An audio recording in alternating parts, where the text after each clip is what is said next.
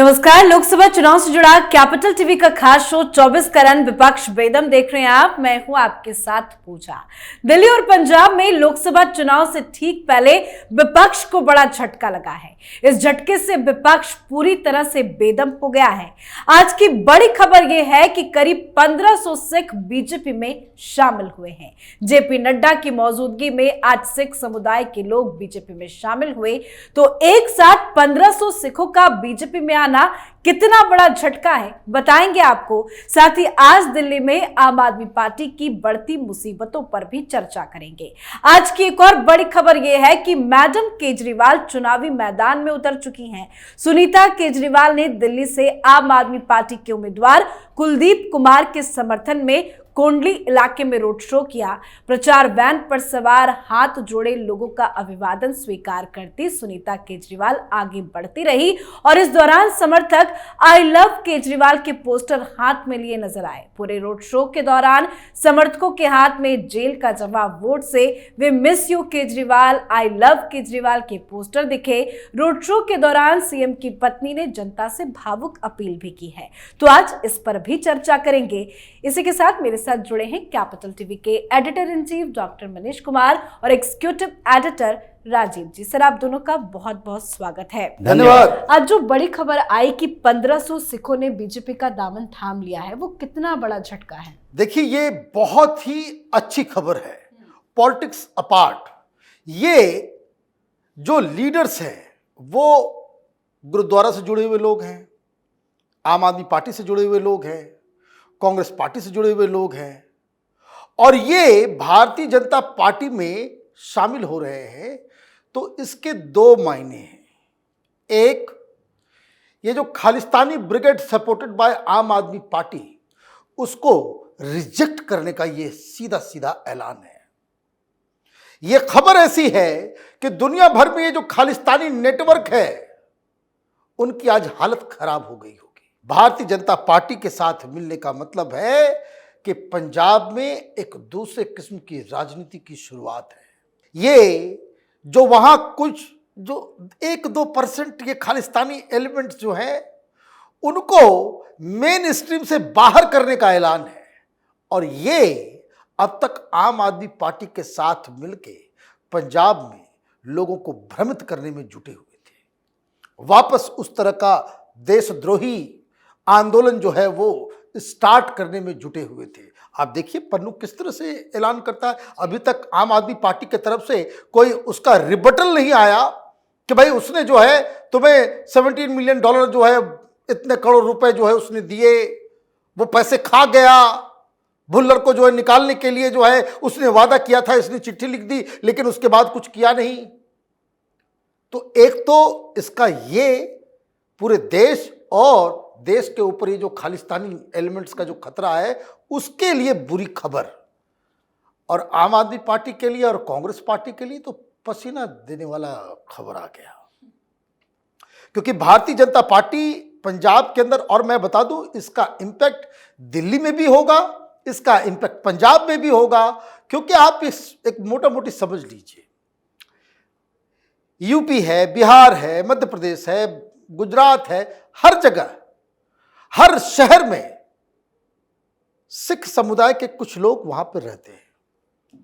और मेरा जो एक्सपीरियंस है वो जहां कहीं भी है, आपको लखनऊ में जो मिलेंगे सिख समुदाय के लोग, सरदार जी लोग बीजेपी के साथ रहेंगे, वो किसी के साथ नहीं जाते। ये नॉर्मल प्रैक्टिस है। ये सिर्फ पंजाब के अंदर में ये हो रहा था कि लोग, चूंकि अकाली दल और कांग्रेस पार्टी ही मेन जो है वो फोर्स हुआ करती थी, तो लोग उसी में डिवाइडेड थे। बीजेपी वहां पे एक नई शुरुआत करने की कोशिश कर रही थी। वो हमेशा अकाली दल के साथ एक बी पार्टनर बन करके, लेकिन पहली बार भारतीय जनता पार्टी ने इस राजनीति को बदलने की कोशिश की और जिस हिसाब से कांग्रेस से और इस तरह से सिख समुदाय से समर्थन मिल रहा है, तो वहां एक संकेत जा रहा है कि पंजाब के अंदर में ये सिर्फ और सिर्फ हिंदुओं की पार्टी नहीं रही, इसमें अब सिख समुदाय भी बढ़ चढ़ के हिस्सा ले रहा है। और इसीलिए ये जो खबर आई है ये बता रहा है कि पंजाब के अंदर कुछ अंडर करंट चल रहा है। लोग नाराज हैं भगवंत मान से, लोग पूरी तरीके से डिसअपॉइंटेड हैं कांग्रेस पार्टी से, राहुल गांधी से। वो पता नहीं राहुल गांधी पंजाब की तरफ गए या रैली वैली की है नहीं की है, कोई लीडर वहाँ नज़र नहीं आ रहा है। हाँ, सिद्धू चन्नी ये सब कहाँ छिपे हुए हैं, वो दिख नहीं रहा। अब ये जो चीज़ें हो रही है तो इसका मतलब यही लग रहा है कि कुछ कमाल पंजाब में होने वाला है। बिल्कुल, आपने जो बात कही उसमें कोई दो राय नहीं कि खालिस्तानियों का साथ आम आदमी पार्टी को रहा है, लेकिन आज जो 1500 सिखों के बीजेपी में शामिल होने की खबर सर जो आई है उसमें सिख समुदाय के कुछ बड़े बड़े नेता भी जुड़े हैं। तो अब कैसे पंजाब की राजनीति बदलेगी? देखिए, सिर्फ पंजाब नहीं, दिल्ली की राजनीति की भी बात है। दिल्ली और पंजाब दोनों ही स्टेट में जिसमें जो शामिल होने वाले नेता हैं, लोग हैं सिख समुदाय के, वो दिल्ली गुरुद्वारा प्रबंधक कमेटी से भी जुड़े हुए हैं। मतलब उनका बेस है दिल्ली में। दूसरी तरफ पंजाब के भी हैं जो पंजाब के अलग अलग गुरुद्वारे से जुड़े हुए हैं, यानी उनका कम से कम एक गांव के अंदर ठीक ठाक बेस है। ऐसा नहीं कह सकते कि वॉलेंटियर को लेकर भारतीय जनता पार्टी 1500 का आंकड़ा बता रही है। लेकिन अचानक से ये विस्फोट क्यों हो रहा है? क्योंकि इन लोगों को अब लगने लगा है कि आम आदमी पार्टी और कांग्रेस ये दोनों एक दूसरे के खिलाफ तो थी, लेकिन अब एक दूसरे के साथ है। हम किसके साथ जाएं? क्योंकि जिस तरीके से आम आदमी पार्टी और कांग्रेस के बीच दिल्ली के अंदर समझौता हुआ, पंजाब के नेता कंफ्यूज हैं कि हम किसके खिलाफ बोलें। ये एक बड़ा फैक्टर देखने को मिल रहा है। और दूसरी बात, अब कांग्रेस और आम आदमी पार्टी की जो राजनीति रही है, जैसे पंजाब में जब आम आदमी पार्टी राजनीति करती है तो वो कांग्रेस के खिलाफ, सिखों के खिलाफ कांग्रेस को में भड़काती है।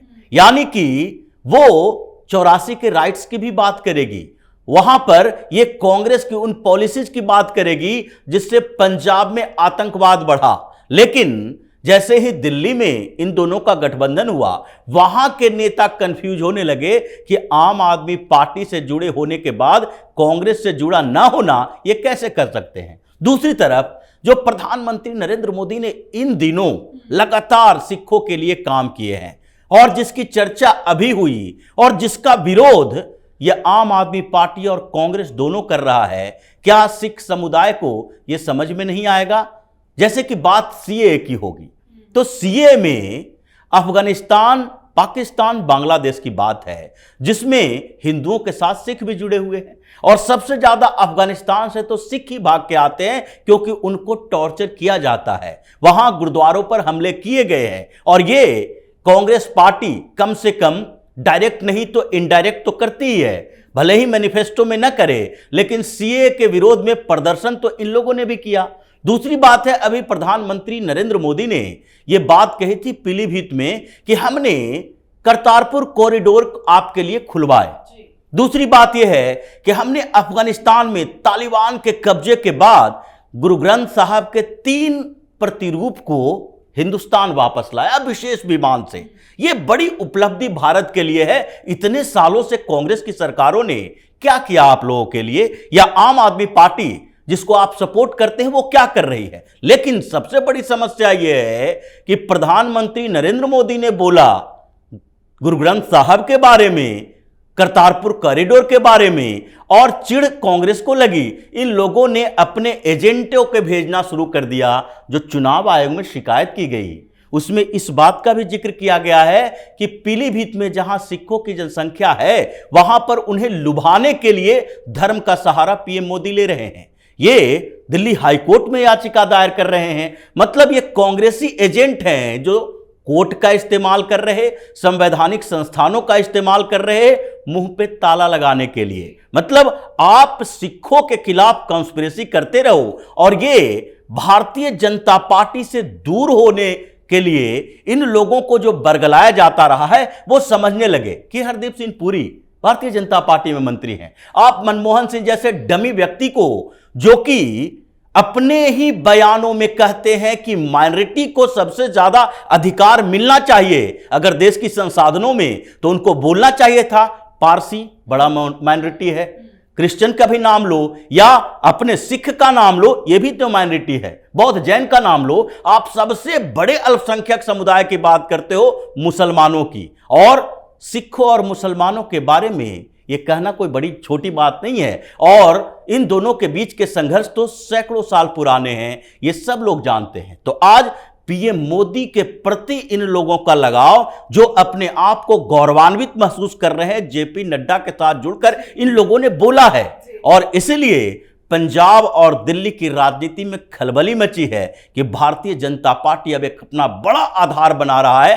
आम आदमी पार्टी कभी टूट सकती है, कांग्रेस टूट सकती है, और टूटने की शुरुआत हो भी चुकी। बिल्कुल। अब सर दिल्ली की बात करें तो दिल्ली में कुछ साल पहले एक पोस्टर दिखता था, मिस यू मनीष अंकल।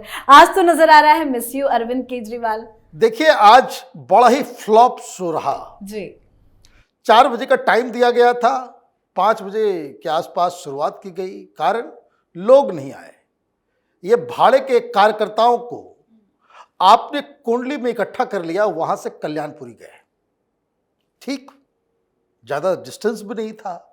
आपने जो रूट चूज किया वो तो भगदड़ वाले, वो तो बहुत ही सकरा रूट ही है।